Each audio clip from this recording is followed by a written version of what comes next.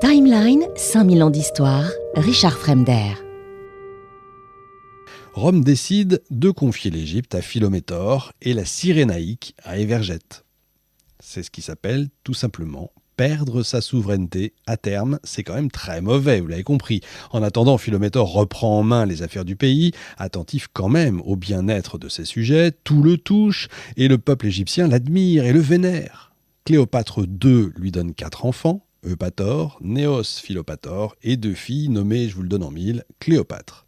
Or, de son côté, Évergète trahit son frère et envoie des messagers à Rome pour exiger qu'on lui donne Chypre. Le Sénat romain la lui donne immédiatement pour créer en fait des divisions dans le pays égyptien selon l'adage bien connu, diviser pour ensuite mieux régner. 2 frères, Mérula et Torquatus, sont chargés de convaincre Philométor d'abandonner Chypre. Le pharaon, lui, ne veut pas en entendre parler. Les discussions s'allongent et la Cyrénaïque se soulève, obligeant Évergète à s'en occuper. Évergète, qui réclame toujours l'île de Chypre, va même jusqu'à se meurtrir plusieurs parties de son corps pour faire croire aux Romains que son frère a embauché un tueur à ses trousses. Ça va quand même très loin. Et cette fois, le Sénat refuse de lui accorder son aide.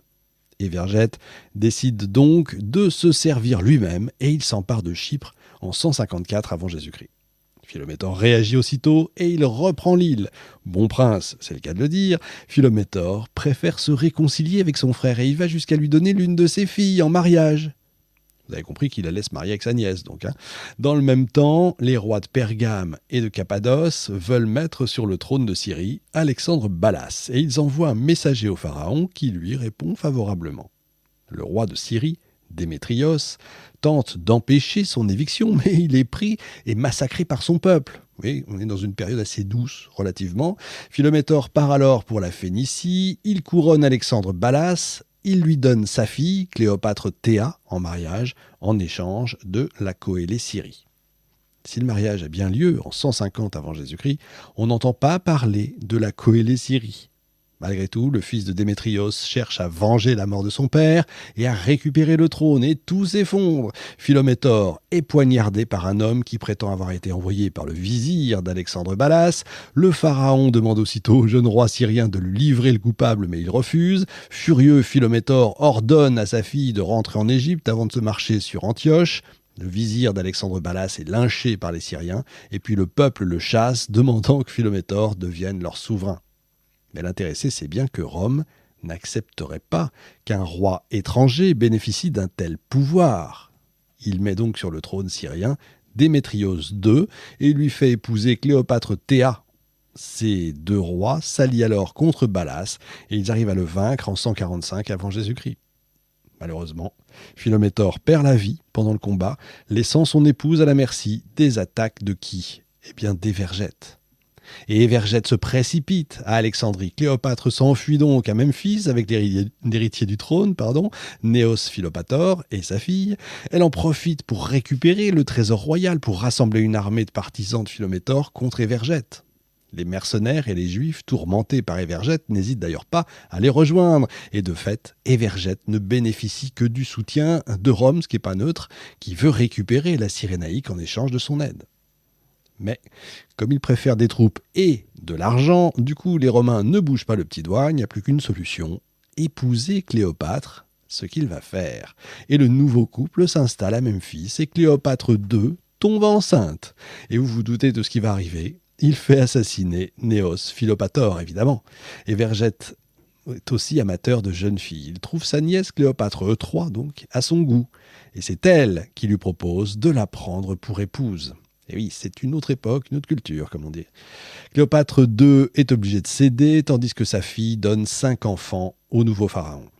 Lorsqu'en 136 avant Jésus-Christ, Scipion Émilien voyage en Égypte, il juge Évergète peu cultivé, oisif, laxiste avec son gouvernement.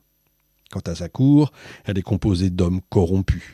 En plus, le pharaon se désintéresse des problèmes des Égyptiens, il ne se montre absolument pas préoccupé de son impopularité, il s'en fiche littéralement, il augmente même en cruauté, il multiplie les persécutions, l'armée est prête à le renverser, mais le roi verse une énorme somme d'argent pour que les soldats se tiennent tranquilles. Ça s'appelle acheter la paix, hein, rien de nouveau sous le soleil égyptien, vous voyez. Ce qui est intéressant, historiquement, c'est que devant les pressions de Rome, Évergète va cesser de persécuter les Juifs et il ouvre même une voie de commerce avec Jérusalem. Mais il ne se montre pas plus attentif aux Égyptiens pour autant, et plusieurs villes se soulèvent. Les meneurs sont arrêtés, exécutés.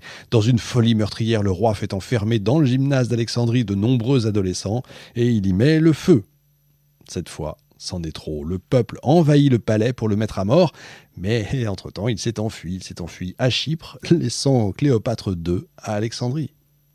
Le peuple égyptien veut offrir la couronne à cette reine qu'il aime énormément. Elle choisit donc de prendre pour époux le vice-roi de Cyrénaïque, un bâtard d'Évergète. Et en gros, on se marie un peu facilement, comme on respire, si j'ose dire. Mais l'ayant appris, le pharaon fait tuer son propre fils. Le peuple, de rage, détruit toutes ses effigies et pousse Cléopâtre II enfin à monter sur le trône. Pendant ce temps-là, en Séleucie, c'est Démétrios II qui règne. Tandis qu'Antiochos VI, lui, règne à Antioche. Tout va pour le mieux, dans le meilleur des mondes.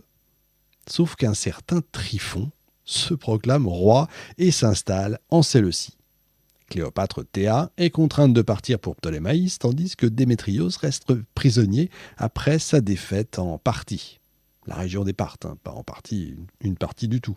Elle appelle à son aide son beau-frère Antiochos, le jeune, et elle l'épouse. Encore une fois, voyez, on épouse comme on respire. Sauf qu'il perd la vie pendant une campagne en Mésopotamie en 130 avant notre ère, et en plus Démétrios rentre de sa captivité en Séleucie, accompagné de sa nouvelle épouse, une épouse parthe, évidemment. Timeline, 5000 ans d'histoire, Richard Fremder.